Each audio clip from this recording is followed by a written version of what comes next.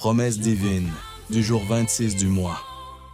Dieu, tu as dit que toute chose concourt au bien de ceux qui t'aiment, selon la lettre aux Romains, chapitre 8, verset 28. Il est écrit dans la lettre aux Romains, chapitre 8, verset 28. Nous savons, du reste, que toute chose concourt au bien de ceux qui aiment Dieu. Dieu, tu as dit que tu me destines bénédiction et bienfait, que tu mets en moi ta bénédiction pour toujours. Oui, ta présence m'emplit de joie. Oui, bénédiction, bienfait, joie pour moi au nom de Jésus. Il est écrit dans le psaume 20, versets 3 à 5, puis le verset 7. Tu as répondu au désir de son cœur. Tu n'as pas rejeté le souhait de ses lèvres. Tu lui destines de bénédictions et bienfaits. Tu mets sur sa tête une couronne d'or. La vie qu'il t'a demandée, tu la lui donnes, de longs jours, des années sans fin. Tu mets en lui ta bénédiction pour toujours. Ta présence l'emplit de joie. Dieu, tu as dit que si je fais une demande selon ta volonté, tu m'écoutes et j'obtiens ce que je te demande.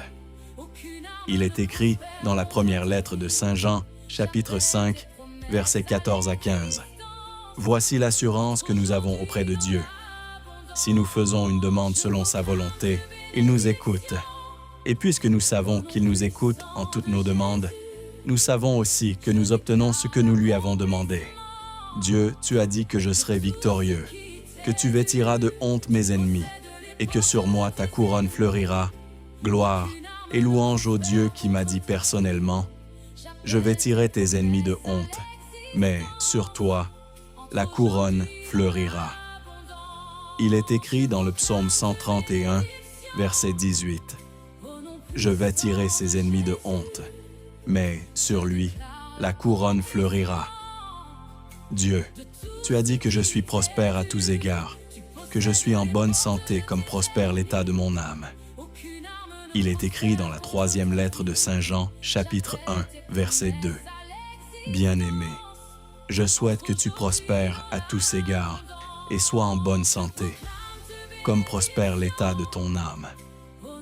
Comme la femme à la perte de sang, Dieu a dit que je suis déjà guéri par les meurtrissures de Jésus, selon la première lettre de Saint Pierre, chapitre 2, verset 24, et l'Évangile selon Saint Marc, chapitre 5, versets 25 à 29, puis le verset 34.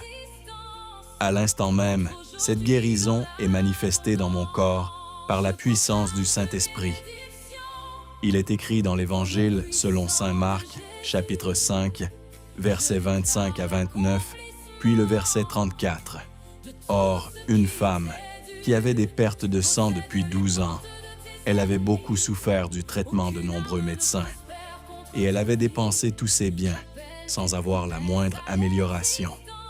Au contraire, son état avait plutôt empiré. Cette femme donc, ayant appris ce qu'on disait de Jésus, vint par derrière dans la foule et toucha son vêtement. Elle se disait en effet, « Si je parviens à toucher seulement son vêtement, je serai sauvée. » À l'instant, l'hémorragie s'arrêta et elle ressentit dans son corps qu'elle était guérie de son mal. Jésus lui dit alors, « Ma fille, ta foi t'a sauvée. Va en paix et sois guérie de ton mal. » Il est écrit dans l'Évangile selon Saint Marc, chapitre 6, verset 56. Et dans tous les endroits où il se rendait, dans les villages, les villes ou les campagnes, on déposait les infirmes sur les places. Il le suppliait de leur laisser toucher ne serait-ce que la frange de son manteau. Et tous ceux qui la touchèrent étaient sauvés. Dieu, tu as dit que ce jour est une nouvelle Pentecôte pour moi. Seigneur Jésus, tu ravives la flamme de l'Esprit pour moi. Tu renouvelles le feu du Saint-Esprit pour moi. Tu renouvelles les dons de l'Esprit pour moi. Tu renouvelles les charismes pour moi. Tu renouvelles les fruits de l'Esprit pour moi.